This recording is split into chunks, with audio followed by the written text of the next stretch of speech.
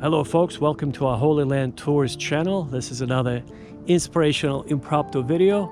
I was just going for a walk and decided to record another session from Armenia, and to invite you over to Armenia as I'm walking here and getting some fresh air, and tell you a little bit about Holy Land Tours, what it's all about, and show you on the screen. I'm going to minimize my screen so you could see the whereabouts of Armenia, Mount Ararat, Holy Noah, his family, and how he got to. And also I'm going to pan up to show you the stars, folks. I hope you could see them.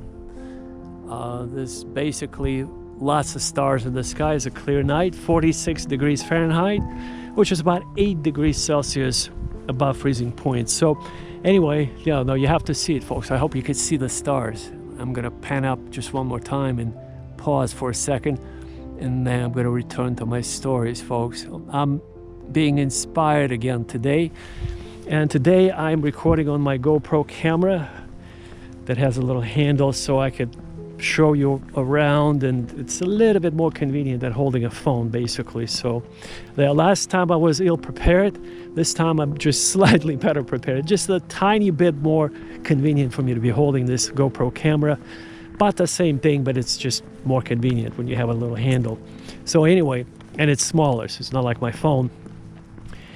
And so folks, another inspirational walk and talk. If you're on the frequency of God, you're not stressed most of the time, and you could share this positive energy of agape love with other people. So we're going to talk about Mount Ararat. We're going to talk about Armenia, the first Christian country that adopted Christianity in 301 Anno Domini, which is about 1,700 years ago. That's right, folks, 1,700 years ago, the first country on the face of the earth to adopt Christianity.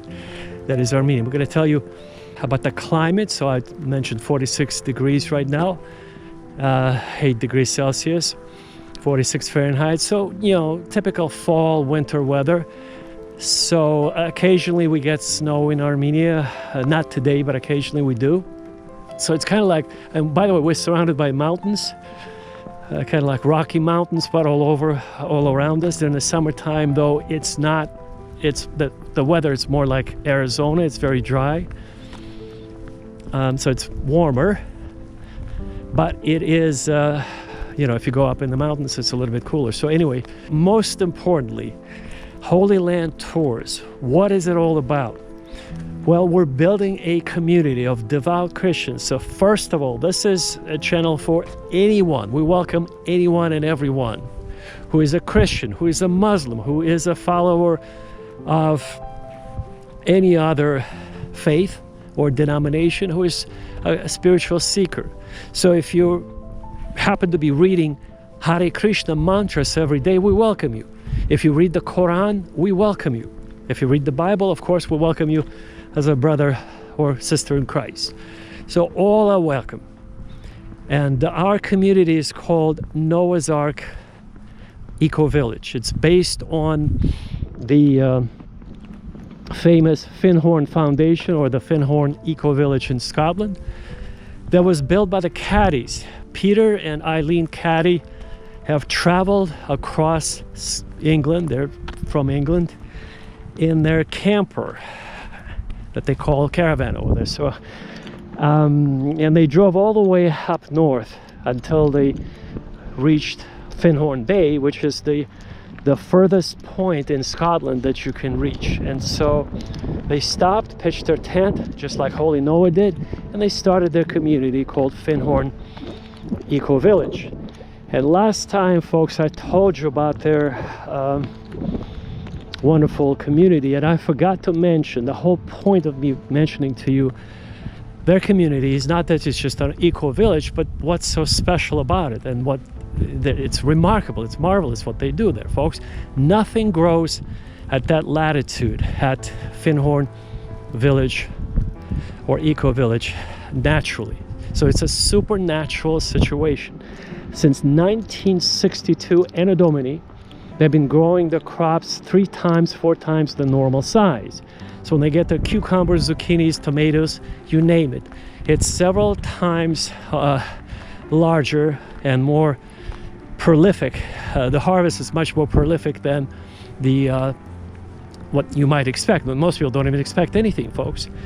And so what they do, you might be asking, how is it possible to have a harvest when nothing grows in the sandy soil, and it's not very fertile, and it's sub-zero temperatures during the wintertime, constant winds, gusty winds, gusting at maybe 100 miles an hour occasionally, maybe a little bit less. But the point is, how is it possible? Where do you find the methodology to plant your seeds and have a decent harvest? Well, folks, they pray over the harvest. They talk to the plants inside their little greenhouses. I'm going to bring up on the screen everything I'm talking about so you can see it in high definition. So what they do is they talk to the plants, they pray to the plants, and they're on the frequency of God. So at least they're on a higher frequency than most people. Because most people, folks, they're on the frequency of the news channel. Whenever you watch the news, which I highly recommend that you don't watch the news, you just get the weather channel. Wait until the weather comes up, and then you watch the weather forecast, and then you turn it off, because it's designed to dumb you down and keep you far away from God, or from the creator of the universe, or from the frequency of God. So what is the frequency of God, folks? So let's discuss it all. We're going to talk about the dark energy discovered by the astrophysicists not that long ago. And dark stream, or the dark flow, is the force that is 10 billion light years across that is pushing our galaxy, Milky Way galaxy, to accelerate and travel at the speed of 600 kilometers per second. Folks, we're traveling at phenomenally fast rate of speed right now. If we were to suddenly stop as our massive galaxy, which is 150,000 light years across, folks, it takes light that travels at 300,000 kilometers per second, 150,000 years to go across our Milky Way galaxy. It's phenomenal distances, phenomenal speeds, and something is accelerating our galaxy towards the Andromeda galaxy at the rate of 600 kilometers per second, folks. We're traveling at exceedingly fast. We cannot even imagine how fast we're traveling through space. You might be thinking, well, it's pretty calm, but it's not. So all of that has some kind of a physics behind it, some kind of a logic behind it. Something is, and we're going to collide with the Andromeda galaxy in about approximately, they say, nobody knows for sure, but approximately 4 billion years. The Milky Way galaxy will be absorbed by a much larger Andromeda galaxy in approximately 4.5 billion years, when they will suddenly fuse together and become one. It will be catastrophic. Of course, nothing will survive, folks. It will be just, you have to be in a different plane, when I say plane, in a different dimension before that. Well, hopefully long before that. So this is what Jesus was talking about, folks. I'm jumping into the subject of the kingdom of God.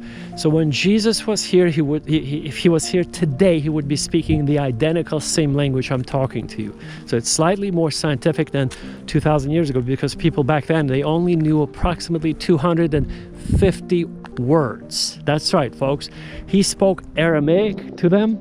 Aramaic is kind of like a vernacular Koine Greek of the Greeks, but it was the Koine version of the simplified version of Hebrew. Aramaic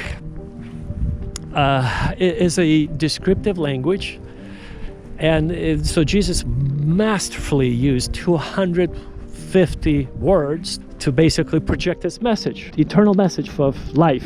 So that's just a feat in linguistics, folks. Most people today, we know approximately, most educated people know anywhere between 10 to 20,000 words. So he spoke 250 words, and with that kind of vocabulary, he was able to circle around on the same subject and speak through parables and deliver a message. Give to Caesar what is Caesar's, and give to God what is God's. That's just quite remarkable expression. It's so simple, so elegant, so just remarkable, folks. That is linguistics at its best. How to use 250 words. Well, that's what Jesus did. And so if he was here with us, he would be speaking the same language that I'm speaking. So God is speaking through me right now, through the, I'm on the frequency of God, so he's speaking through me. He's using my vocal cords to share with you his message, his soul. And so when the galaxies collide in the distant future, when our galaxy, the Milky Way, will collide with the Andromeda galaxy, we have to be living in a different parallel universe, parallel dimension, parallel newer galaxy to survive. So there are innumerable dimensions, folks. This is what angels, an angel is a biblical term of Greek origin, which angelos, it means a messenger. These are simply what the Bible calls ministering spirits. But what that means technically, using a scientific language, these are multi-dimensional higher beings that have subtle matter. They operate on a sort of they deal with different kind of reality. So we live in a three-dimensional world. They live in 64 plus dimensional world. So we cannot even comprehend. We cannot even begin to comprehend, because mathematics, if you know higher mathematics, is able to describe in 11 dimensions using mathematics, but not our logic. So even though it's on paper using mathematical formulas, we cannot understand anything above 3 dimensions. Now, mathematics just recently was able to describe an 11-dimensional universe, which we cannot comprehend. It's not like you go to a grocery store, you pay them with Bitcoin, and that's your biggest achievement, right? Meaning you don't pay cash. You don't pay cash, that's an achievement, folks. That's quite an achievement. So 11 dimensions we cannot comprehend. 64 dimensions that the angels operate in, we cannot comprehend. So Jesus would describe that in order for us to transition from this, and by the way, there are myriads and myriads and myriads of life forms out there, folks. Like last time I told you about this cute little fox named Alfie. And I also forgot to tell you, folks, again, I'm going to circle back and tell you why I told you that story. I mean, it's about kindness. I'm promoting kindness, but it's a life form. And so when you see, and by the way, in this park where I'm walking here, in this park, there are coyotes and foxes, and they're usually very, very shy, very extremely shy. Nobody sees them, but I see them. This is what I kind of failed to communicate last time when I told you right around that corner. I said, in this park, the coyotes come up to me, but not to other people. And in the video, I slurred. I didn't formulate my thoughts very clearly. I said, just like this, I was coming up to this bush over there, and I meant to say is they don't come up to most people, but they do come up to me. They don't fear me, because I'm on the frequency of God. I'm on my path towards reaching God. I'm on this meditative lifestyle, and this is what I failed to communicate to you, folks. So now that I've cleared it up, in this park there are coyotes and foxes. They're very, very shy. Foxes, they don't come up to me very close. Usually it's a mother and her little cubs. And the reason why I could tell is because, I've been watching Alfie the fox. I know what they look like. I know their sort of behavior. And they're very skinny, scrawny, very slim, because there's not enough food for them to survive. So they're not as pampered as Alfie the fox, who comes down they live in a 3-story house. So Alfie comes down the stairs from the 3rd floor whenever he gets hungry, or whenever he smells Mama Victoria's cooking him some favorite dish. His favorite dish is boiled turkey and boiled chicken. And the little salad, he loves cucumbers, folks. That's his another favorite thing. He loves cucumbers, fresh, freshly cut, sliced cucumbers. And so Victoria and Alex, that's their family, husband and wife, who had adopted Alfie the fox when he was just a little cub. And folks, I forgot to tell you the main point of that story. It's not that he's so cute and he's so plump and he's so fluffy and he's so kind. He's very kind, and he began to speak like a human. He developed a human speech pattern, a pattern of a baby, just like a toddler, human toddler, just like, like parrots, the little birds, parrots, that they mimic the human speech. That's half the story, folks. The reason why I even told you about this fox named Alfie is because they saved him. He was about to be killed at this animal breeding farm. It's not just a fox, a couple of, they have like hundreds and hundreds of cages. This is where they breed those foxes, and then they kill them for fur. They make fur coats out of animals like Alfie. And so Alex went there. He saved Alfie. They named him Alf the Fox after the famous character. There was I believe in the 90s, was this famous character anyway that looks like him. So they named him Alf the Fox, and he's very kind, he's very cute, he's very fluffy, and he promotes kindness. So Alfie is so popular, folks, that worldwide he has, when you look him up, when the last time I watched him was 99 million views, folks, on his channel. Just recently I watched him, is over 105 million views now. So if you look up at the counter, when you go to the main channel homepage and you look up, you click more, and you'll see the total number of views. And so Alfie the Fox has gotten over 100 million views worldwide. Why, folks? Because he promotes kindness. People are lacking kindness. They need kindness. Kindness is a sister of love. Love is the language of God. It's the frequency of God. That's his frequency that emanates from God, from the core of his being. And so his messenger in this world was Jesus the Christ. The Christ, folks, is not a last name. It's a title. In Greek, it's a biblical term of Greek origin. Everything I'm going to be I'm going to be sharing with you in multiple languages. I'm going to be sharing with you some Greek, Arabic, some French, some Russian, some Sumerian, some Akkadian language, some Aramaic, and a few other languages. Ancient Persian, which is not the same as Farsi today. It's a different language, different structure, different. They used cuneiform writing system in ancient Persia. So it's a completely different world, folks. All it takes is a database of information. This is what I'm sharing with you. So if Jesus was around today, he would be using the same language. So in order to pass through this prison of a cell where we're at, Earth is the lowest planet. So every planet has life on it. The reason why we cannot see angels, or in Greek, angelos, or the messengers, is because they operate in multi-dimensional universe. We cannot see them. We're very primitive. We're kind of like Alfie the Fox, folks. The reason why I brought him up is because he is given to us. The animals are given to us so that we won't get an ego. When we see Alfie the Fox, hopefully we get a smile on our face. Even if you see a puppy, folks, if you see a puppy on the street or a kitten, stop and just pause and just smile. Take your time, a few minutes. It's not going to delay your day or your life that much.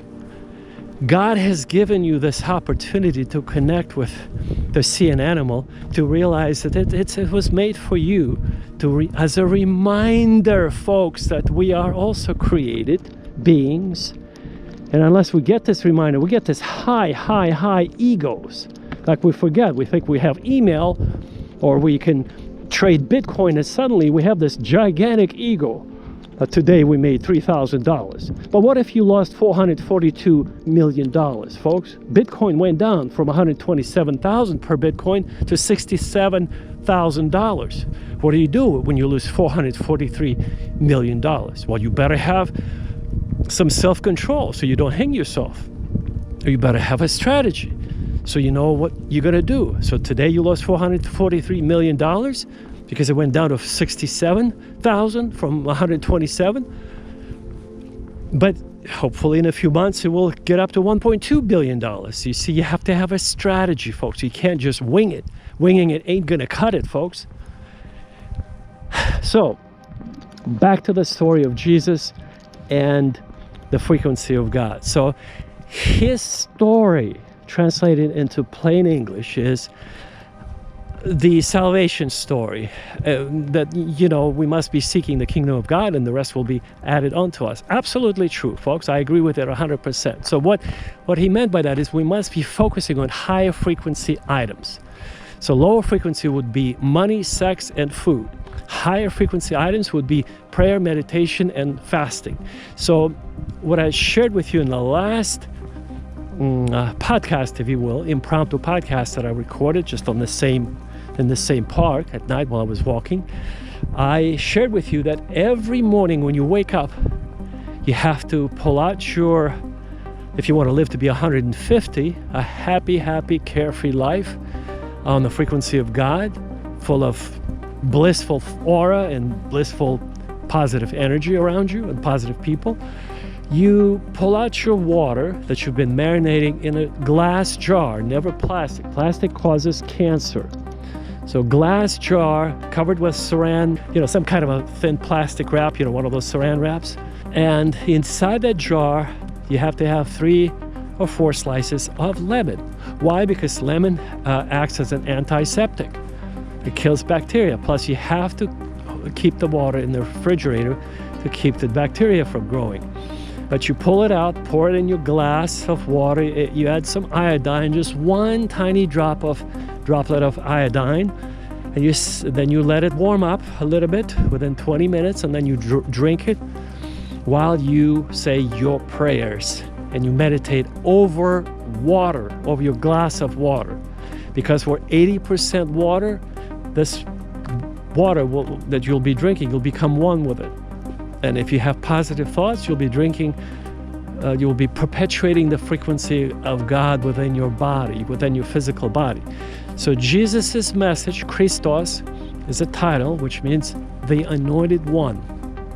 In ancient times, if somebody had an important message or an important spiritual title, he would be anointed with olive oil. Olive oil in the Middle East, in that part of the world, was of high value. Today, like, we have no idea how precious it is. You just go to a grocery store, you buy it. It's usually junk. You know, you have to get organic olive oil from certain groves, certain places, to get quality olive oil from Greece, preferably. But anyway, if you're growing it yourself, that's a different story. So olive oil was used to anoint people for special projects, for monumental tasks. So Jesus the Christ, Christos in Greek, it means anointed for a special purpose. Jesus is not his real name. His real name was Yeshua, Hamashiach. That's how you pronounce it in Aramaic. So if we were to be transported, we went back in time 2,000 years, you would hear his followers call them Yeshua Hamashiach, with a ch sound. You have to add a little bit of a throaty little ch. Hamashiach. That's Aramaic. That's what it sounds like, folks. This Aramaic is spoken by only a few communities surviving today. The Assyrians. There are several small communities in Armenia and in Georgia. Small meaning there are several hundred families that have survived, and they speak this very vernacular that Jesus spoke 2,000 years ago. But anyway, so Jesus was talking about transitioning, folks, elevating your mind, bringing it from the gutter of watching the news into the light, the uncreated light, the brightest light that emanates from God, folks. It's not a natural light like from the sun, from our star in our solar system. No. This neotic light, this uncreated light, is the brightest light that we cannot see with our physical eyes. That's the point, folks. We cannot see it, but it's all around us. And this is the point. Once we've switched from the frequency of watching the stupid news, meaning the TV, into the frequency of God by meditating, the story I'm telling you about drinking the water in the morning, every single morning, like that, as a routine. You wake up in the morning, you don't do anything. You don't turn on your computer, your phone, your gadgets, your iPhones, the iPads, your anything. You just get up and you don't say hello to anyone. You don't walk your dog. You go to your prayer room.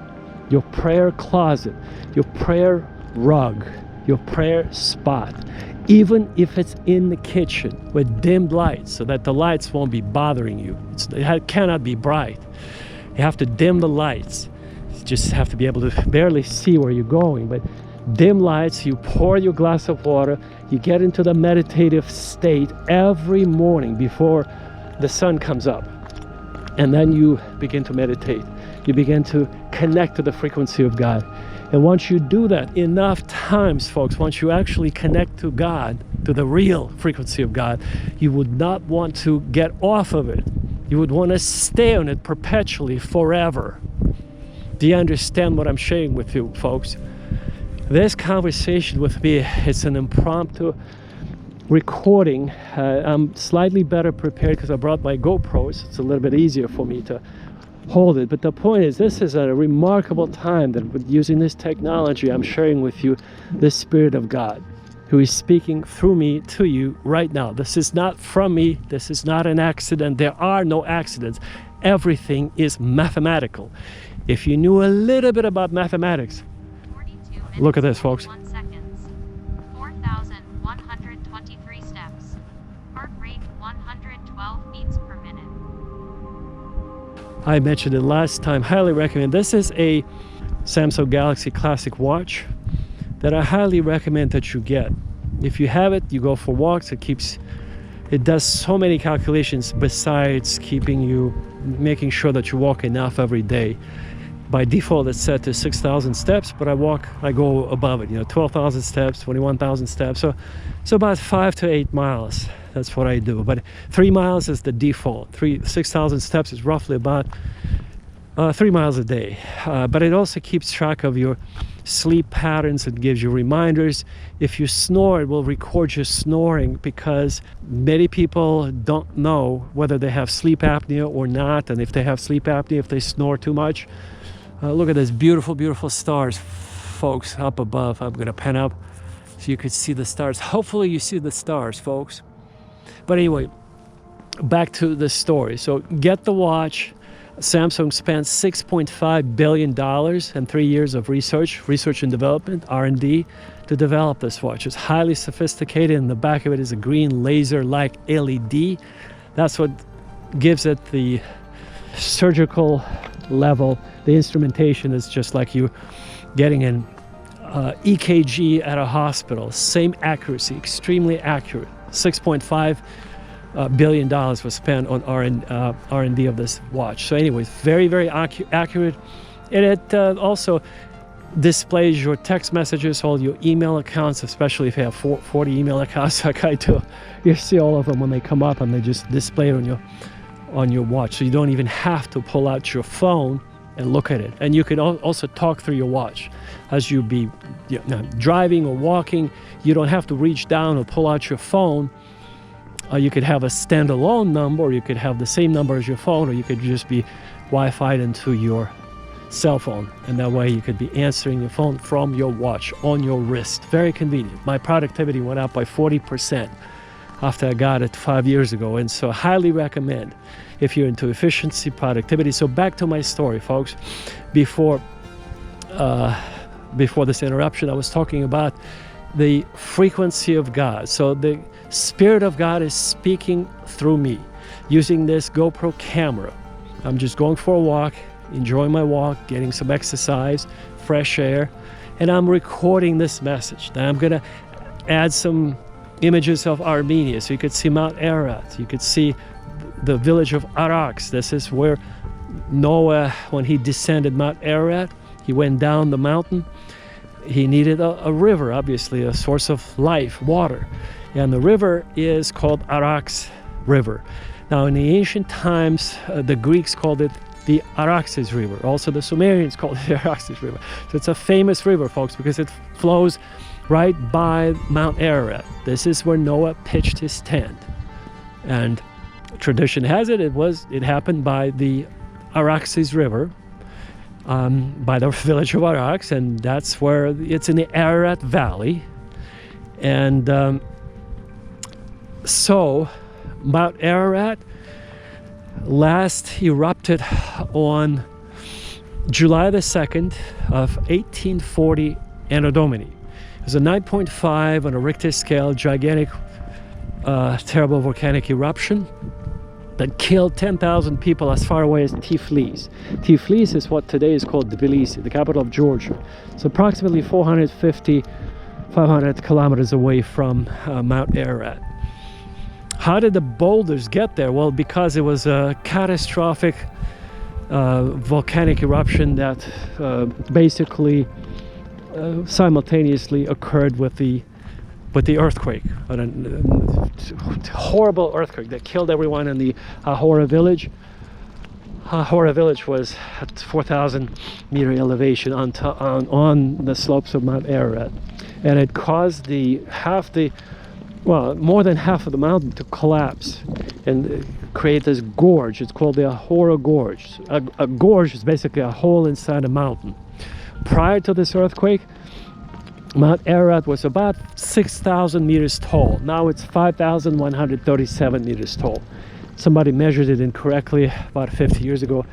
They said it was 5,165, but it's actually, with more accurate measurements, it's 5,137. Perhaps maybe it shrunk further. Nobody knows. But anyway, the latest statistic is 5,137 meters tall is how tall Mount Ararat is as of today. So it shrunk from 6,000 meters before 1840 Anno Domini earthquake to a 5,137 level, which is, by the way, where it stands today. Lost more than half of its mass. Something like 15 trillion metric tons was destroyed in that violent volcanic eruption, and it basically took down with it everything, all the villages, you see there were a number of villages around Mount Ararat. It took them all out. It took them all out with boulders flying at almost supersonic speed, from the mountain. And so that was a reminder that it's a very new mountain. It's only, folks, it's very new. Ararat is only 1.2 billion years old, whereas Mount Everest is 65 billion years old. So it's a tremendous difference in age between those two mountains, and they're made from different materials. Mount Ararat is made of soft lava, which comes from, when you look at the pictures from space, you can see Mount Ararat has these striations that kind of sort of basically molten lava that solidified on the surface after the ejection from the earth, folks. I guess the lava got ejected and then solidified, and it kind of flowed down the slopes. Now, Mount Everest, or Jomolungma, what they call it, is 8,000, above 8,000, 23,000 feet, folks. 8,000 meters tall. It's not made of lava, folks. It's made out of tectonic plates, made out of continents, folks.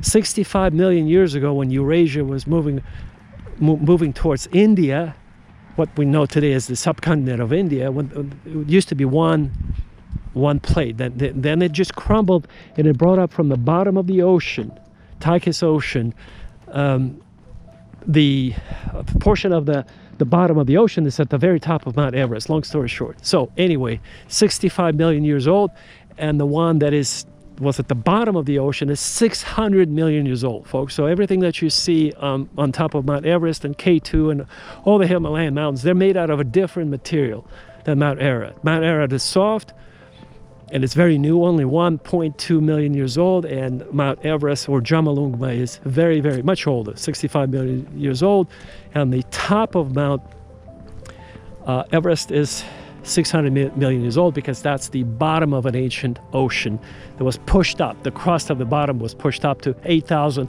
elevation of 8,500 meters, 23,000 feet. So that's the story. That's why they look different. That's why it never erupts. So in other words, the Himalayas, they never erupt. There are no, the Everest is not going to erupt into a volcanic eruption, whereas Mount Ararat could. That's the difference. And back to the story of Jesus. So back to the story of Jesus, folks. So I'm recording this impromptu message to clarify some of the things that are given to me by an inspiration from the Spirit of God. And if Jesus was here, he would clarify why we needed to be on a higher frequency. Is because our life here on this planet is almost like a horrendous test. Life is very tough, it's not fair, full of pain, full of pain. Let's just stop there. The rest you know.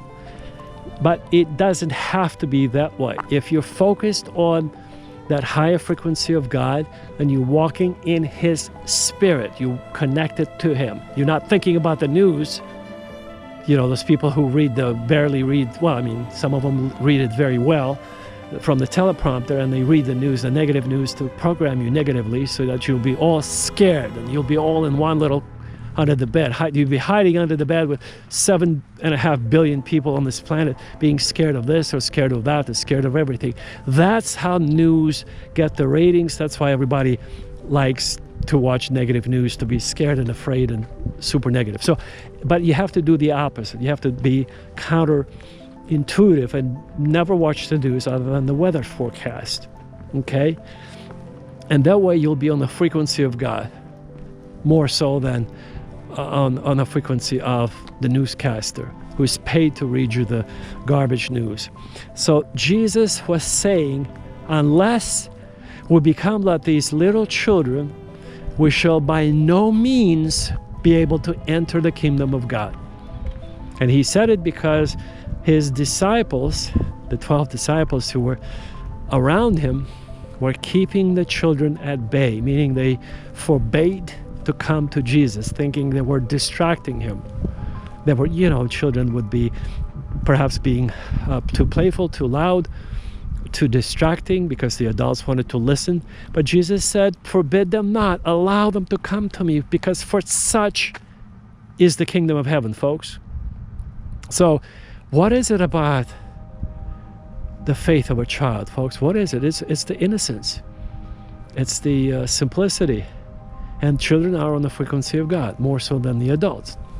And so our goal is to go back to that time when we were children and get on the frequency of God. And then you'll be able to walk on water. That's the Father's secret that He told us. If you can get back to your childhood years, get on the frequency of God, you'll be able to walk on water, heal the sick, cast out demons, and raise the dead. That's right. You'll be able to raise people who have died, because Jesus said so. I'm going to pull up on the screen so you could see it. So it's not some joke. He said so, that I'll go to my Father, I'll send you a comforter, and so you shall be able to do the same things I've done, even greater things. But what could be greater than raising people from the dead, folks? Well, that's the teleportation. This is what I'm going to pull up again on the screen so you could see it. There are 5 incidents of physical teleportation in the Bible. The most famous one of them is found in the book of Acts, folks. So teleportation, once you hang out with us, with these sort of people on the frequency of God, you'll see people elevating from the ground, folks. And I will never suggest that you elevate. Once you learn how to fly, you don't fly off the ground for more than 5 or 10 inches. Maybe 10 to 20 centimeters off the ground. Why? Because it's not safe. The slightest distraction, you go down. So if it's only 5 centimeters, you're not going to hurt yourself. But if it's, if you're going to be flying, 5-10 meters above ground, and you lose concentration and you go down suddenly like a rock, you can hurt yourself in a really bad way. So when you begin to levitate, this is the part that Jesus told you about. This is what's being done in India every single day, folks. And I'm not sure how in the West people don't get it, because they're being used like slaves through this banking system, interest-based banking system that does not exist outside of the Western world, folks. There are interest-free loans that are given if you wanted to buy a car or a house in other countries, folks. Like under Islam, it's forbidden to charge interest under the penalty of death, because that's essentially servitude. That's you're enslaving another human being. And so in the West, people are worried about mortgages and money, whereas in other countries, under the Sharia law, they have riba-free loans or interest-free loans, folks. Did you know that? Well, so in India, folks, people are not concerned about these Western stupid things. So they fly in the air. You can see many, many videos of that on YouTube, folks. At quite high rate of speed. And I would never, ever recommend this, folks, to you. Never. Once you learn how to... and by the way, we're going to teach you that. It's called the agape meditation from the Essenes. So Jesus went through Armenia to Tibet and India. This is where he was taught these things, and then he taught his disciples, and it got passed on to the Essenes. And the Essenes is the last religious group of people that held to these beliefs and to these practices, to these methodologies. I'm going to teach you this methodology. So what you do is in very simplistic terms, it's a meditative practice that you could do every day. Look at it, folks. I'm going to pan up to show you the beautiful, beautiful stars and planets. I hope you could see them. It's absolutely just gorgeous. Wow, see, how often do we look up, folks? Not very often, I would say. And we should be looking up very often. So this practice, folks, the agape meditation is what you do is if you live in a city, you go to a city park. As far away from people as you can. So there's no people or animals around you. You turn off your phones, you turn everything off. No people, nothing, folks. The reason why I recorded it so you can see it from my vantage point, so you could see it exactly as I'm seeing it. So I recorded it with a GoPro camera attached to my forehead. And so that's why you're seeing from that angle. But what you do is you put your left hand on a tree nearby, and then you begin to meditate. And then with your right hand, and you focus on the frequency of the tree. It's a life form. It cannot send you a message in a visible format through texting or SMS or an email, but it is a life form, and therefore you should be able to get on this frequency, and you will with enough practice. And so with your right hand, you kind of maneuver the air around you. Once you get on that frequency, you will see as a confirmation that you've arrived that you can create some wind gust of up to 30 miles an hour. And this is just a confirmation. This is not to show your power over nature, over Mother Nature. No, it's to confirm that it's responding. You became on the frequency of Mother Nature, of the tree. You will see that. It's a confirmation, folks. 30 miles an hour wind is a pretty strong confirmation you've arrived. And then you put your right hand down, and the wind dissipates. You pull up your hand, you begin to move your hand, and you see the wind. You pull your hand down, and the wind dissipates. You start moving your right hand, and the wind picks up. You put your hand back down, and the wind dies down. That's a confirmation, folks. This is called the agape meditation. Agape is a Greek word it's a biblical term of Greek origin, which means the highest form of divine, perfect love of God, unconditional love of God. This is the frequency of God. This is the language of God. This is the language that God understands. This is the language that God speaks. Nothing else. Sort of like you cannot even, folks, without agape love, there's nothing, you cannot even begin to approach, to even meditate upon God without knowing this concept. This is his realm. So if you come to Rome, you have to speak Italian today. Many thousands of years ago, it was Latin. But today it's Italian. And so, folks, what I'm sharing with you is classified information, essentially. Classified meaning not in the military sense, but pretty much, folks. And so what I'm sharing with you, folks, are ways to basically get on the frequency of God through this meditative agape meditation practice by doing this daily, by going to a city park, or if you live in the woods, go to the backwoods. It's even better. You as long as you're not surrounded by gadgets or TV sets or news or people driving by or anything that might distract you. Anything besides you and the tree will distract you, and you won't be able to do this meditation. Nothing, absolutely nothing could be on you. No telephone, no computer, no stress, no phone. You cannot have your phone on you, folks. I'm just telling you. You bring your phone, forget about it. You won't be able to meditate properly. But if you do it properly, you will see what I just described to you. You will be able to raise your right hand while your left hand is on the tree, placed on the tree. approximately half an hour into this meditative state, and you'll be able to generate a wind gust up to 30 miles an hour. Okay, 20 miles an hour. But you'll see the wind being generated by your right hand. You put it down, the wind will die down instantly. You pull it up and the wind will pick up again. It's like clockwork. And this, you'll like it because it's a confirmation you've arrived, folks. It's not. So then we will teach you how to take it to the next level. You begin to meditating on the frequency of God after that. Once you meditate on the frequency of Mother Nature, the tree. Once you've connected there, we'll show you how to do the rest. And that's where you'll be able to walk on water. Same principle, folks. You start slow in shallow water. You never want to be a hero and just walk out into the middle of a pond. You won't be able to do it at first. But small steps, folks, baby steps. You go in after you do the meditation with a tree, after you see that your right hand is causing the wind.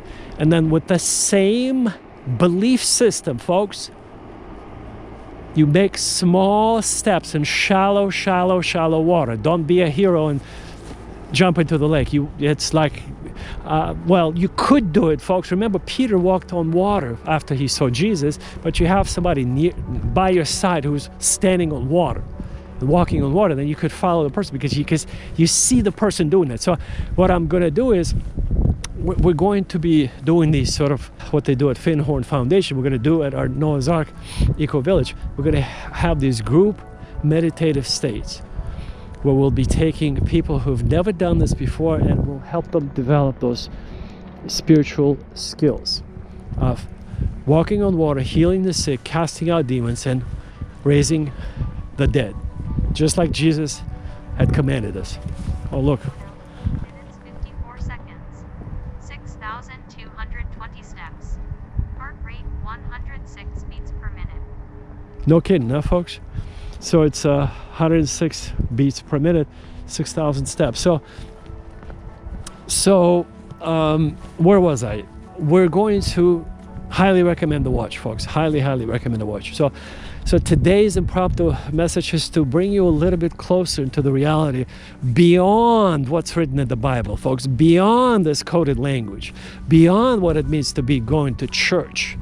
Church is, again, a biblical term of Greek origin. So church simply means, it's a Greek word which means an assembly, ecclesia in Greek. And so what you do, folks, you essentially, originally it had a political meaning. It means being called out as an elite group of people because you could do the voting and they could not. The foreigners, the women and the slaves could not do any of those voting. They didn't have the voting rights. So if you were called out into the ecclesia group, into the assembly, that means you were special. You were deemed as sort of you were an elite group of people. But today, the word church simply means, in a classical context, in a church context, that simply means you're being essentially called out from the crowds, from the masses, from the rest of the population. So you're different. You're on the frequency of God. You're called out from the masses, basically. Even though it doesn't have a nice sound to it, the masses has a negative connotation. But nonetheless, it is what it is. You have to be elevated from the rest if you want to experience the miracles of God. And this channel, this information is for highly devout Christians, Muslims, and other people of faith. So this is for elevated people who are more or less advanced or who are seeking for this advanced knowledge. This is not for your everyday local yokels who just want to criticize everything. No, this is for people who are searching, who are on a path, very special people who will be invited to our community in Armenia, to our Noah's Ark Ecovillage. And we'll be focusing on taking you around. By the way, all the guests, so first of all the guests will be invited from the United States, from Canada, from France, from England, from Australia, from Germany, from Japan, from Korea, from all those countries that, I mean, it doesn't make it, from globally, from anywhere. Well, you invite people from China, from North Korea, from South Korea, it doesn't make any difference, folks.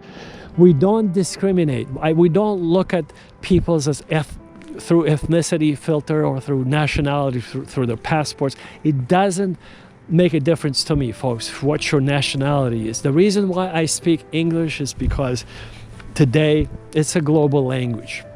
And so I have to speak English to you, to our audience, because that way I have a chance of reaching a much, much wider audience. You know, pretty much 8 billion people more or less speak it, or at least understand it somewhat.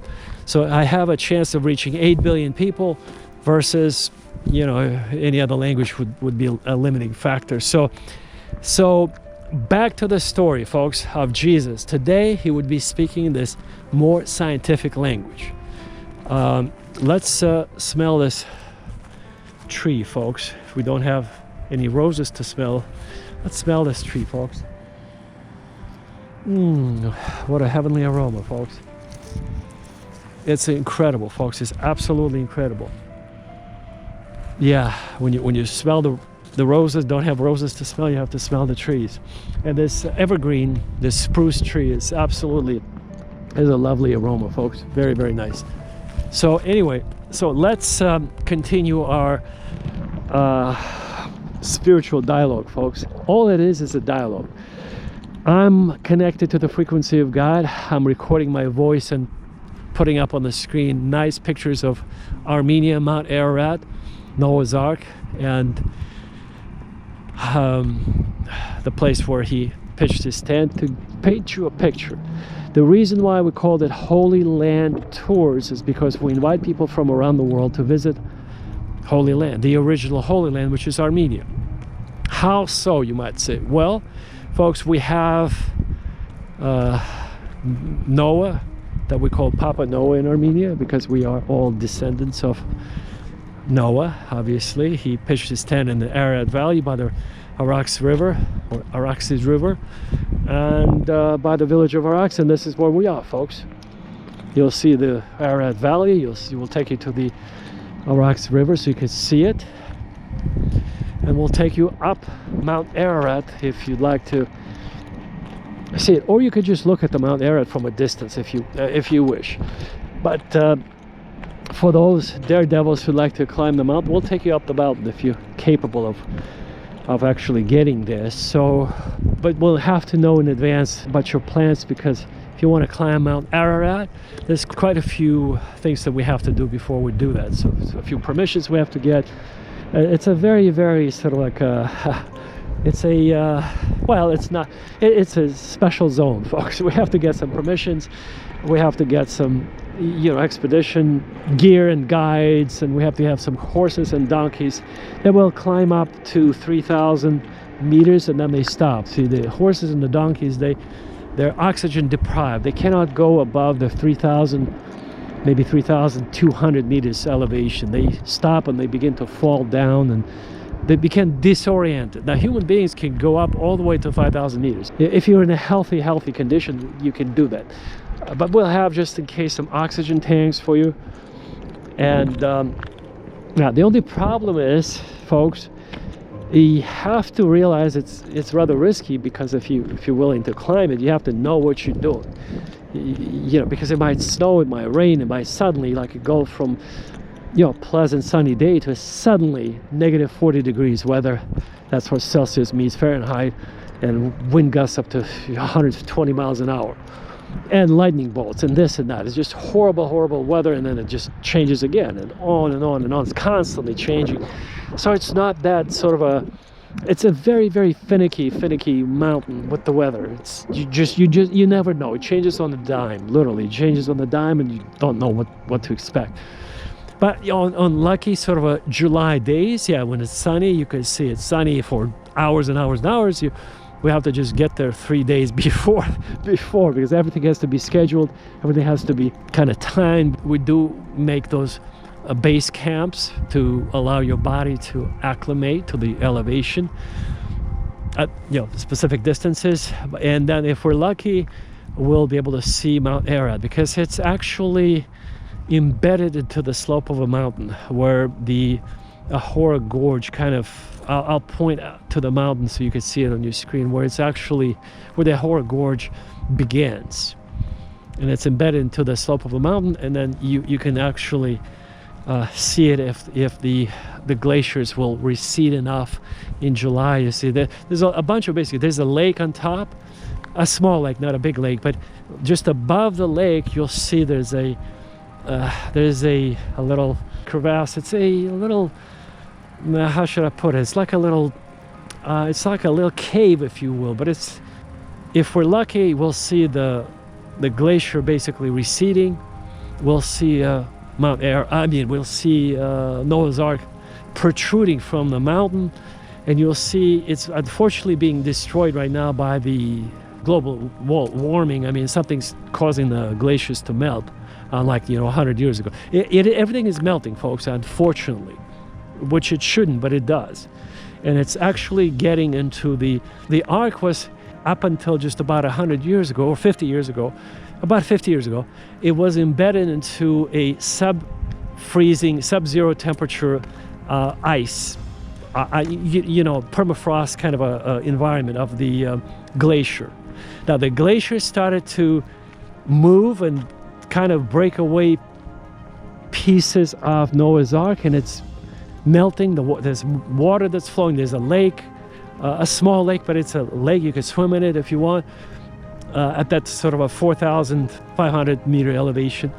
So it's really like a different planet. Plus it's very dangerous, because in order to get to that spot from above, if we go from the top, we would have to be stepping over those glacial ice-covered little paths, which we don't know how thick they are, if we're going to fall through them. And so anyway, it's a really very, very, very tricky situation. I'm just sharing with you what it's like if you want to see the Ark, or if you want to just see the mountain from a distance. And so if you're not capable, if you're not in good health, if you don't know if you can survive, if you won't be oxygen deprived at such altitude, then you're better off just looking at it from a distance. Very beautiful mountain. But if you really want to climb it, you just let us know. We'll take you up. We'll climb it together so you can see it. We'll come as close to it as possible, to the Ark as possible, at a safe distance. So in other words, we're not going to push you into the into the abyss. If you want to see it, go the same. No. We're all going to be roped up. There's lots of safety, and then if we all, if you slid down, you're going to be hanging on a special cable, basically safety cable. So there's safety net, etc., etc., etc. So anyway, folks, so this is our kind of a introduction to Holy Land tours, where we want to welcome all of the spiritual seekers, Christians, Muslims, people of other faiths, to come to Armenia. Those are the devout Christians, first of all. These are the people who are constantly, they're beyond this sort of a superficial biblical living, especially in the West, where everybody's, bamboozled by the demons to believe nonsense, and they never grow spiritually. They are developmentally arrested at the age of 5, I would say, even maybe 4. But if you want to grow further, if you want to elevate your spirit, if you want to know the Bible, if you want to know the Quran, if you want to be able to learn how to walk on water, how to heal the sick, how to cast out demons, how to raise the dead, well, that's where you need to be, in Armenia with us. And we'll teach you all these Bible mysteries. And remember, Peter walked after Jesus. When Peter was sitting in his boat and he saw Jesus walking on water, and he said, "Lord, if it is you, allow me to follow you." And Jesus said, "Come." And Peter walked, and then he became afraid, folks. You see, it's human nature, this defective DNA, folks. Defective DNA to the core. I mean, you see a person walking on water, you respect this person. I mean, he didn't think Jesus was some freak. He didn't think Jesus was some schizophrenic. He didn't think that Jesus was some maniac. No, Jesus was a respectable figure in his community. So Peter shouldn't have any doubts, but he did, folks. He was the most daring character of the 12, usually with a bushy beard and sort of a spirit of thunder. But he saw Jesus walking. Why would you want to? What is it? He was walking on the water. He suddenly realized, folks, this is human nature. He realized human beings are not supposed to walk on water. As he began to drown, like, folks, he was a fisherman. Like he was connected with water in some way. And he began to cry like a little baby. Help me, I'm drowning, folks. He's a fisherman. But because he was under these circumstances, folks, he was walking on the water. What does it mean, folks? You see, human beings are not supposed to be walking on water. No way. So his entire, what we call today, modern word, paradigm began to shift. He became afraid of his own eyes, what his eyes projected into his retina and into his hippocampus, into his prefrontal cortex. So his brain began to see images that he's actually like walking on the water, folks. Like he was walking on the water. It's like, how could this be, folks? Well, Jesus is walking. He's fine. Straight spinal cord. No fear at all. And then Peter, the man of thunder, the strong man with the bushy black beard, who had a very limited vocabulary, but nonetheless, he said, I'm drowning. Lord, help me. And Jesus, of course, he smiled that he came up to him and pulled him up by his hand and pulled him up into the boat, of course, folks, because at that point, when you are drowning in the water, folks, it must be the worst kind of fear. And this is why we will never teach you how to, once you begin to how to elevate yourself off the ground, folks, you just go 5 to 10 centimeters. Okay, whatever, inches, doesn't make any difference. 5 to 10 inches or centimeters. You just slightly above ground, and you stay elevated, and then you come down. And if something happens, you just flop down like a little kitten. But you safely flop down. You're not going to break your legs, folks. 5 centimeters, that's nothing. But you will be, this is the agape meditation, folks. You'll be able to elevate, levitate, float, and then you come down, or flop down. Most people flop down. They experience this sort of a Peter's reflex. Peter, the guy who couldn't walk on water, he got scared and began to drown. Yeah, once you begin to levitate off the ground, you get very, very scared, and then you plop down like a little kitten on the ground. Safely, folks, safely. The key is not to go up, but to stay just slightly above ground. This is what many, many, many, many, many yogis do. And by the way, folks, this is not even my forte. This is not my cup of tea. This is not my focus. This is not my thing. It's just one of the exercises we do, and then we forget about it. This is not what we practice every single day, folks. What we practice every single day is the frequency of God, because that's our ultimate goal. All of those other things are just, as Jesus said, they'll be added on to you. We must focus on the frequency of God, or what Jesus called on the kingdom of heaven, because they didn't know what frequency was, folks. They didn't have electricity back then. They didn't have email. They didn't know what dark flow is. Dark flow, remember, is that powerful force that accelerates our Milky Way galaxy to 600 kilometers per second speed. They didn't know what a galaxy was back then, folks. That's why he used this silly language of, kingdom of God. Folks, it's the frequency of God. That's the proper language today, because we're much more advanced today than 2,000 years ago, thank God. And so he would be speaking this very same language today to you right now, if he was with us. But he's speaking through me, through the Spirit of God, through his inspiration, and that's why I'm simply sharing with you what the Spirit kind of shares with me. How nice is it, huh? I'm just GoPro walking, enjoying the beautiful fresh air, and this is how it works, folks. This is why I'm so happy that we have this freedom and technology to share it and use the technology for good. And that's the only way to do it. So back to our story, that I'm going to wrap up. We are meant to walk on water, if that's your goal. We are meant to get just a minimal amount of kindness and wisdom from God, because kindness is a sister of love that leads to God. because God is love. Love is a higher frequency. That's the noetic light. Noetic light is the uncreated light. Uncreated light is the light that is the brightest thing in the universe that shines, but we cannot see it. Our physical eyes cannot see it, folks. It's everywhere. This is what the astrophysicists have recently discovered. It's called the dark matter, because it cannot be seen. This light is what pulls everything together. This light is the glue that holds everything together in the universe. The mass of our universe, folks, the physical universe that we see, the stars, the planets, the nebulae, the comets, the galaxies, that's only 4%, folks. The other 94%, nobody knows what it is. It's an invisible force. That is the noetic light. This is the force, that particles, the field, that something that belongs to God. We cannot see it. It's just, no instrument could measure it, folks. But that's what permeates our ether. Ether is the first element of the periodic table that was proposed by Dmitry Mendeleev, who was just a phenomenally gifted man, who was, by the way, on the frequency of God. Because in order to be able to, my goodness, to come up with the ether as the first element in the universe, which, by the way, was later removed by people who wanted to make money off of the something more practical. They wanted to have gold and silver, but not ether. Ether is like free and it's for everyone. They didn't like it. So, yeah, Dmitry Mendeleev,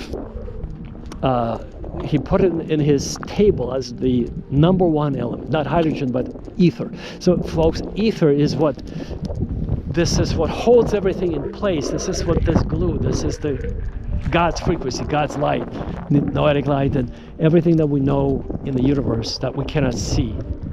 That is ether. That is God's frequency, folks, for the lack of a better word. And so in order for us to comprehend it, this is my purpose in life. We just meditate. And by meditating and praying, by prayer meditation every morning, remember I shared with you how you do it with a glass of water, you get on that sort of agape meditation. And then you begin to discover new hidden, if you will, resources about yourself. And these are the resources that we must not necessarily be overly focused on, but these are the resources that we must be at least exploring. Because unexplored life, folks, unexplored life is not worth living.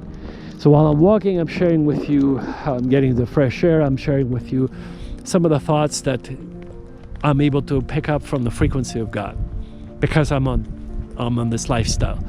And I'm sharing with you for free, folks, free of charge, with those who are seeking higher wisdom from God, higher power. If you want to elevate, pull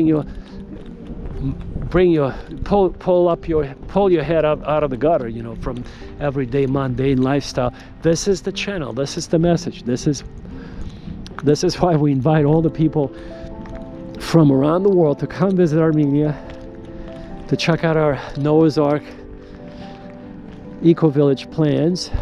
And that's why I'm telling you, folks, we have people from all over the world who are interested.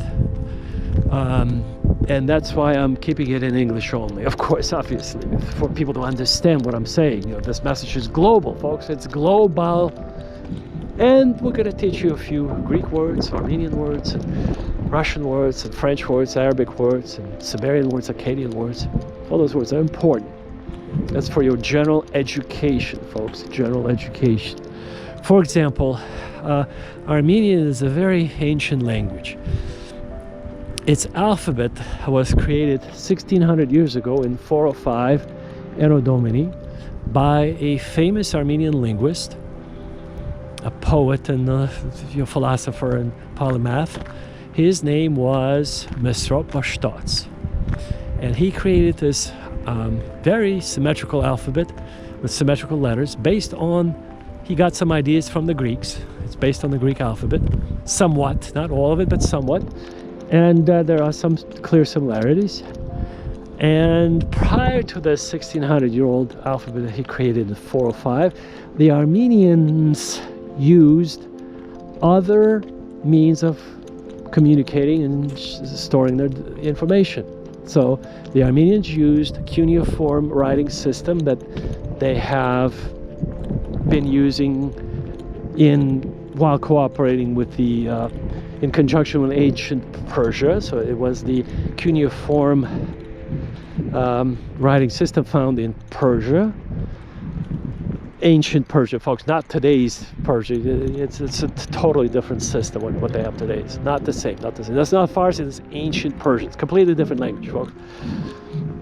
So prior to that, Armenians have used the Assyrian writing system.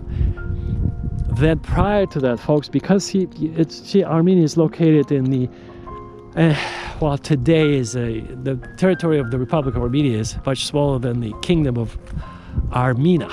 Armenia is the ancient name of Armenia, and prior to that is Kingdom of Urartu, and then there was also known the Kingdom of Van. It's kind of the same thing. Van, Urartu is just it's like there's all kinds of different names that Armenia used to have, and most importantly, folks, it used to be next to Akkad. Well, I mean, just north of Akkad. Not next to, but just in the vicinity of Akkad. Akkad was next to Sumer, okay? So Akkad, Sumer, that's the Sumerian and Akkadian culture. So the first known writing system as we know it today was the Sumerian writing system, the cuneiform that they would basically use the sticks and write them up. I'm going to pull up on the screen so you can see it. Write them up on wet clay, and then they would bake the clay tablets, and then here you go. Here's your writing system. So that was approximately 6,000 years ago, and they keep discovering, folks, right now, for example, in Armenia, they discovered a 12,000-year-old settlement near the capital city of Yerevan, where they were building a science hall or a science center, and they discovered a 12,000-year-old settlement. I'm going to put it up on the screen. You'll see Dr. Jakob Simonyan was called in by the architect of that site. Her name is Tatev, and she called him up and says, Dr. Simonyan, we have this fortress here, and it looks like an ancient fortress. You better come down here and check it out before we bulldoze it. He said, don't even dare. If it's a fortress, stay out of it. I'm on my way. So he came out. He asked him where it's at, and he came out. He carbon dated it to 12,000 years old, folks. This is before the flood, the Great Flood. This is before Noah. This is before the woolly mammoth, folks. In fact, they have the scrapers, folks, that I'm going to pull up on the screen. They use those scrapers made out of obsidian stone, which is lava stone, very sharp, to treat the hides or the skins of woolly mammoths. So 12,000 years old, folks, there were woolly mammoths walking all over that part of the world. I mean, around the planet, there were woolly mammoths at that time. So anyway, so that's 12,000-year-old settlement in Armenia. Now, they just found, folks, they just recently found, I'm going to pull it up on the screen, a 68,000-year-old painting inside a cave on Muna Island. You'll see it in Indonesia, folks. 68. So my point is they constantly find something older and much older and much older. Folks, 68,000-year-old painting.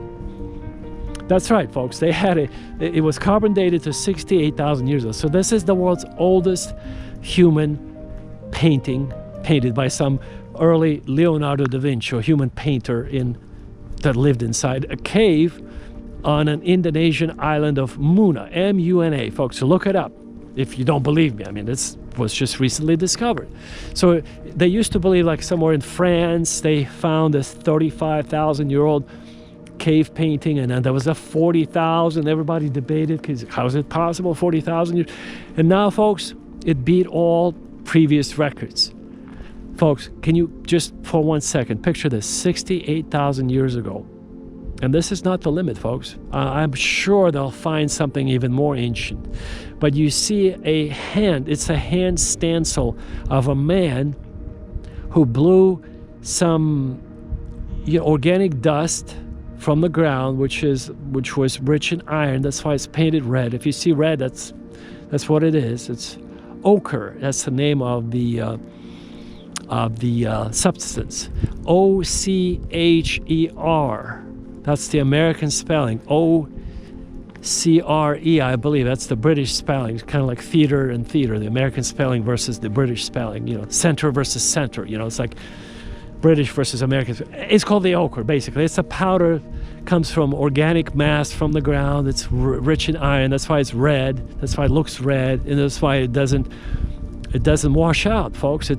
He blew on it, and he just permanently, it got permanently it got stuck on the wall, on the cave wall, folks. 68,000 years old. My point is that we constantly learn of these new discoveries, and they get older and older and older. And right now, I'm telling you, so just recently, a 12,000-year-old oldest settlement in the world was found in Armenia.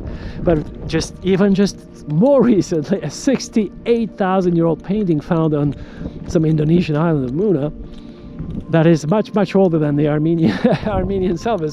So you see, folks, they keep finding those things. So don't be sort of limited thinking, it's 6,000 years old and that's it, folks. I mean, like what some people, the Bible thumpers, they say it's 6,000 years. The earth is 6,000 years old. Are you kidding me? I mean, you gotta be kidding me, folks. You just like people with half a brain realize it's not 6,000 years old, folks. If the guy painted his hand 68,000 years ago, I mean, how could it be 6,000 years old? I mean, you've got to use your brain, folks, just for once in your life. Don't say those stupid things, please. If you're going to repeat after some Bible thumper that says, Jesus spilled his blood, do you believe in that? You don't even understand what he's saying, and you just want to repeat it. Don't repeat it unless you get it, folks. Unless you understand what the hell he's saying. Don't say it, please.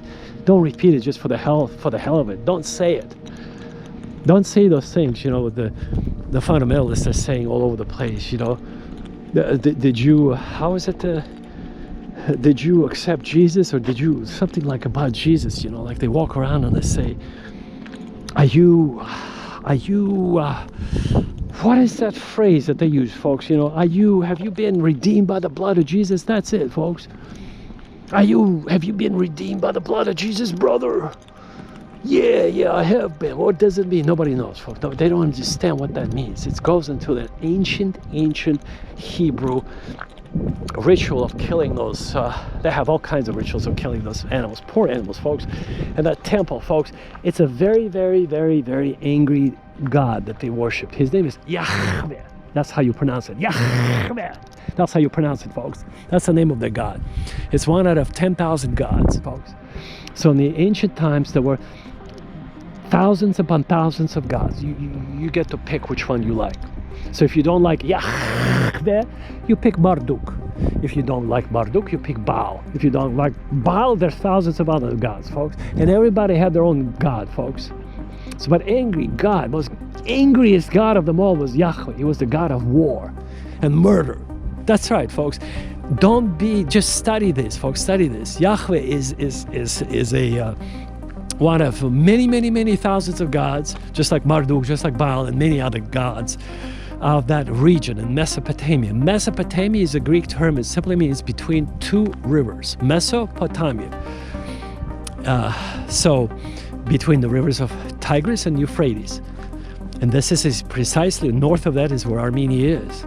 But in the center of it is where the city of Akkad and Sumer were. Sumerian civilization and the Akkadian civilization. So these were the first civilizations that gave us everything we know. So the Sumerian civilization gave us astronomy. They gave us the wheel. They invented the wheel, folks. They invented mathematics. They invented the first writing system. They invented the accounting system. They invented the everything we use today. They invented approximately 6,000 years ago.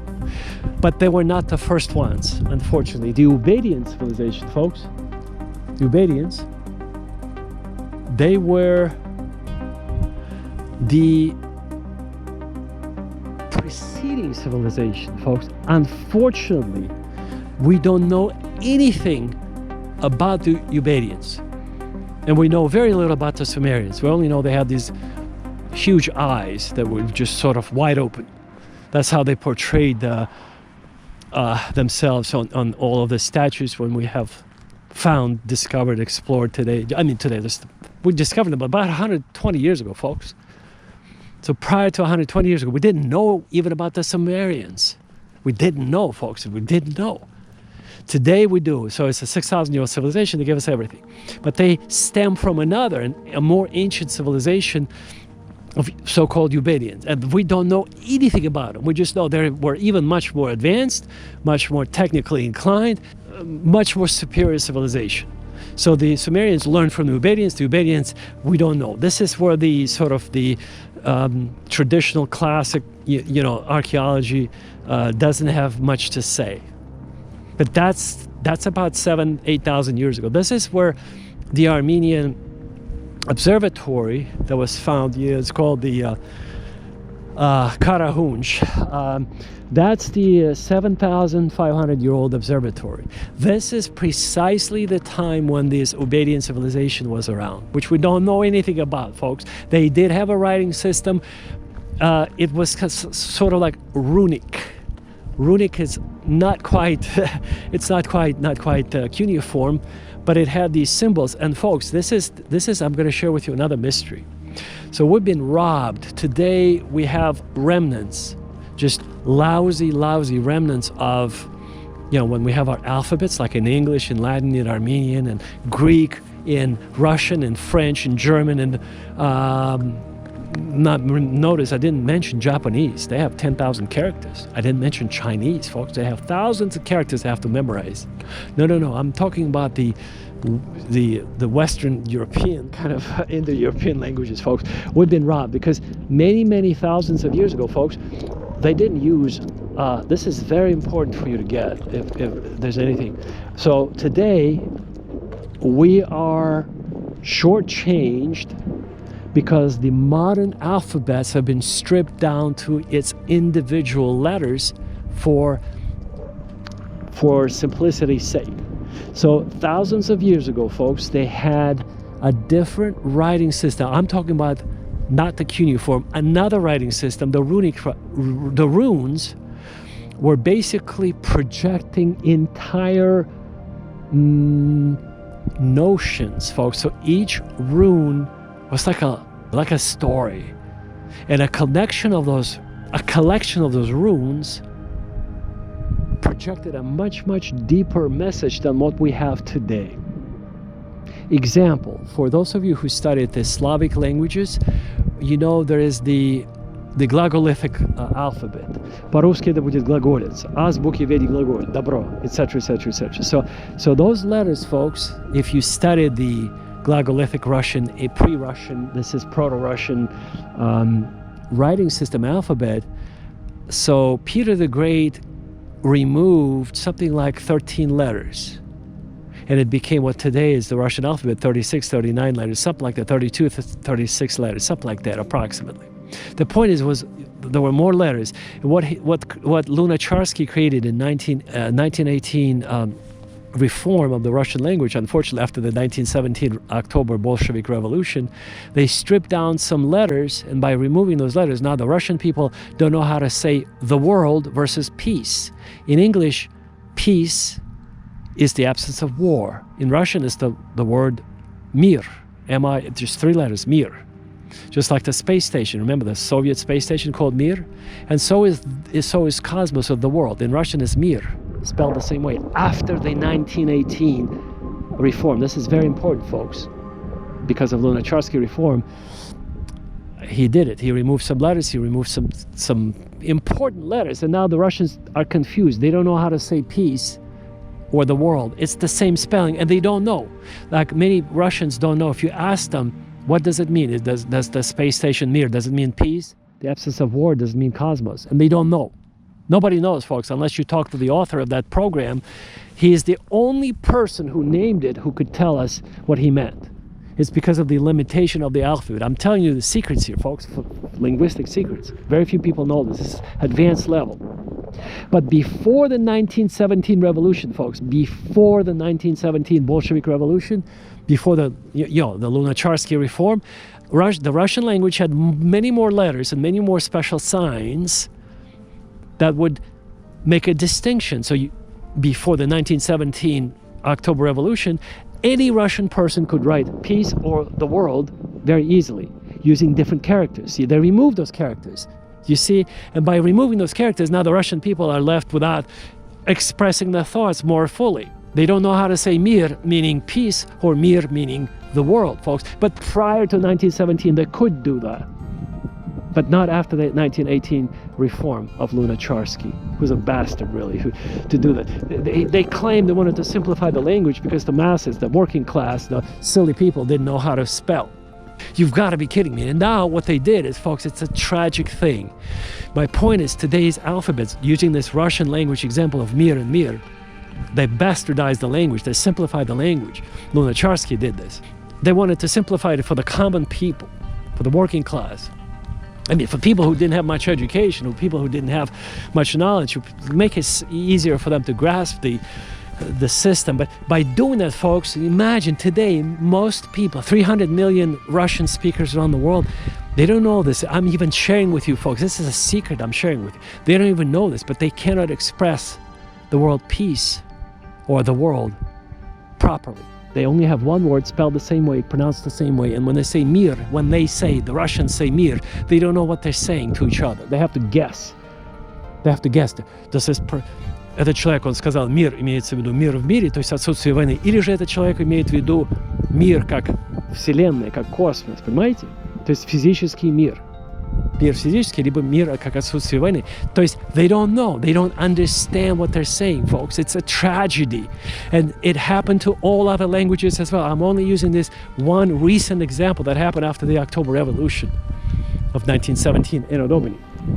And by the way, the reason I always say Anno Domini is because as a Christian, folks, we should stand our ground. Because the secular people keep replacing Anno Domini, which means in the year of our Lord, with I.C.E. And when they put I.C.E., which means common era, they're replacing the biblical Christian Christ language from their writing. And the reason I keep saying Anno Domini, I want to emphasize that we should not be afraid of that. And I suggest you do the same if you're a Christian. Because otherwise, all the secular people will be writing BCE, which means before common era, or what we would say as Christians, before Christ.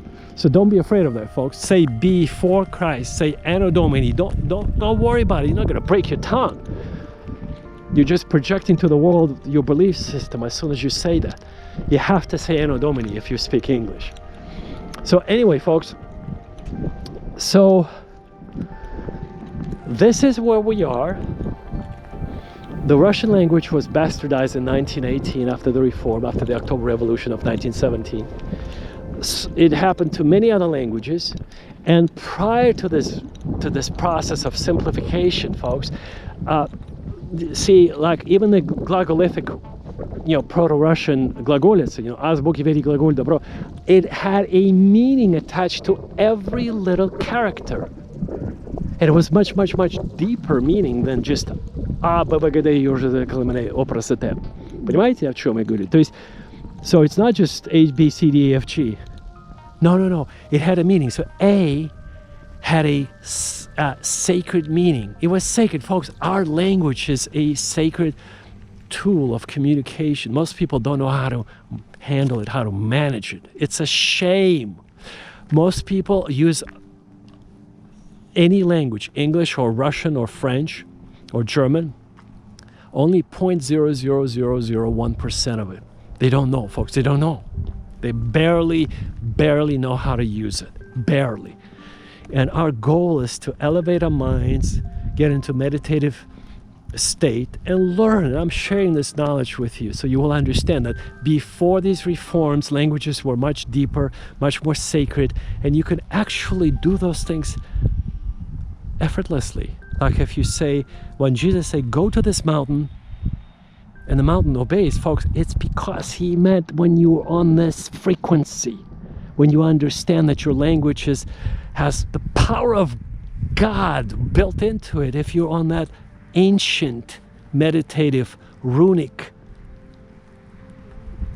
mentality or frequency, really is the best word, folks. So when Jesus said move, when he said to the fig tree, let no fruit ever be found on you, and it withered away so quickly. Folks, how did it wither away so quickly? It's because Jesus is on a different frequency. And he used the language, remember, 250 Aramaic words in a different way, folks. He put all of the ancient, sacred, hidden knowledge attaching to every sound, to every... Folks, this is divine. What we're doing right now, we're communicating. This is divine. We just don't know it. So the Russian language, again, 1917, October Revolution, they decided to simplify it for the simple people. And they bastardize it to the degree that most Russian people today don't even know how to say the world or peace. So that space station folks, Mir, nobody knows. I ask many people, I ask through every encyclopedia, no, we don't know if the author of that phrase meant peace, the absence of war, or if he meant the world. And some people say it's both. I mean, how would we know? I mean, come on now, don't say this is both. We don't know unless he said so, the author, the person who named it so. Because after 1917, folks, you see, I might even pull it up on the screen. You see, prior to 1917, you used a different letter. And that different letter meant peace. And after October 17, they removed the letter so it's spelled the same way. So there is no way to distinguish which meaning was attached to that word. Mir meaning peace, or the word. It's really something. And that is an example of how most modern languages today are limited in their expressive connection to the sacred. Where in the past, when the runic writing system was used, folks. So let me give you an example. So my point is, I will end with the glagolithic. So the modern Russian alphabet, 36 words or something like that, letters, I mean. Prior to that was glagolithic, was 41. Peter the Great removed 13 of them or something like that. He removed a whole bunch of letters. But prior to that, folks, the ancient Russian runic system had 12,000 characters, folks, just like the Chinese and the Japanese, folks. 12,000 characters, because every single character, it wasn't a letter, folks, it was like a story. So you had to go through it, and it was very deep and sacred. So when you wrote A in runic alphabet, folks, in runic writing, it's not an alphabet, it's a writing system. You were operating in the realm of the divine realm of sort of like the impossible. You could actually change history with it. You could actually change reality, physical reality with it. You could actually, if you wanted to, make people feel better just by writing a certain message to them. You see, it's very complicated, very complex, and very few people even know about it. But we're going to delve into it, the runic system. Really was popular in Scandinavian countries, in some of the Slavic cultures, and again, prior to the glagolithic Proto-Russian writing system, there were Russian runes that were sort of like tied to the Vedic tradition. So you see, there is an enormously close tie between the Russian, the Slavic, and the Vedic tradition, because the Vedic culture, folks, it goes back 430,000 years ago. Again, remember, we just discovered 68,000 years ago. 1 hour, 44 minutes, check this out. 26 seconds. 10,408 steps. Heart rate 118 beats per minute. Okay, folks, so anyway, so we're going to wrap up our podcast. Been walking for 1 hour and 44 minutes. I will just wrap it up by saying, the runes express the thoughts on a deeper level. It's sacred. It's beyond just sort of like A, B, C, D, F, G. With the example of the 1917, 1918 reform I just gave you. So we're going to study that. It's divine, it's sacred. Sounds are divine. Om is the sound of creation in all Vedic writing, in all Vedic sacred knowledge. Om, the sound of creation, folks. All of our sounds that we make essentially are ancient representations of divine communication. The primordial original language of what you might say, using biblical terminology, Adam and Eve spoke. if you will. So they said something and it materialized. Jesus said to the mountain, move, and it moved. He told the fig tree, wither away, and it withered away. And by the way, there was Simon the tanner in the city of Cairo. I'm going to pull it up on the screen, the story how he, through prayer and meditation, he was able to move Mount Makatam in Egypt, folks. And it's been recorded. There were some people who were able to connect to that frequency and even move the mountain. It ripped from its foundation, etc., etc., etc., and moved to the side, the entire mountain, folks. So anyway, on this note, I'd like to conclude our wonderful podcast.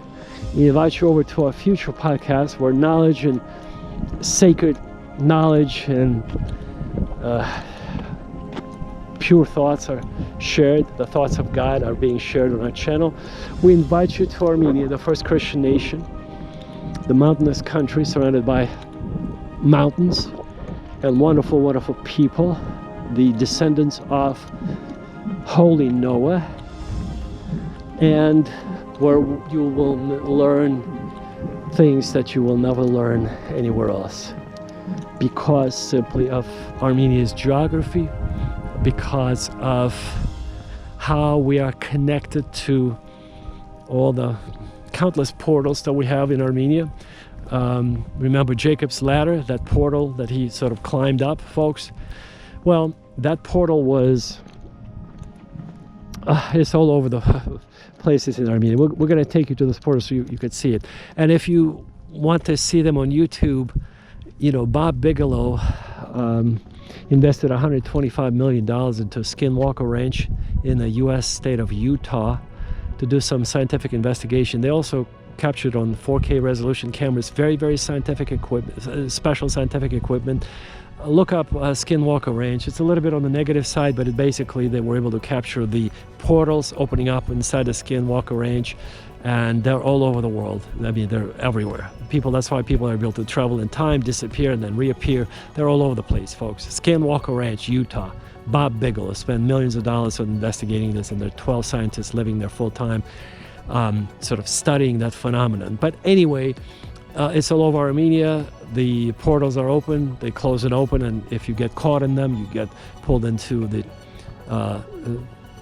sort of the multi-dimensional wormholes, and they connect different times, different dimensions, different universes, different galaxies.